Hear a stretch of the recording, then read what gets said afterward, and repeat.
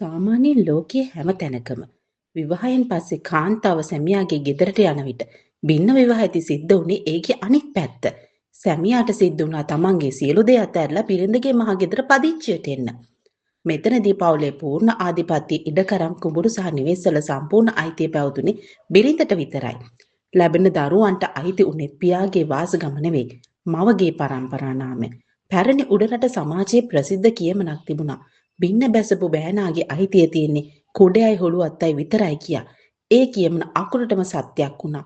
සැමියාගේ මොනෑම් හෝ හැසිරීමක් ගැන බිරිඳට අකමැත්තක් ඇති වුණොත් කිසිදු නීතියකට උසාවියකට නොයා එම මොහොතේම සැමියාව නිවසින් පන්නා දැමීමේ පරම බලය බිරිඳ සතු වුණා.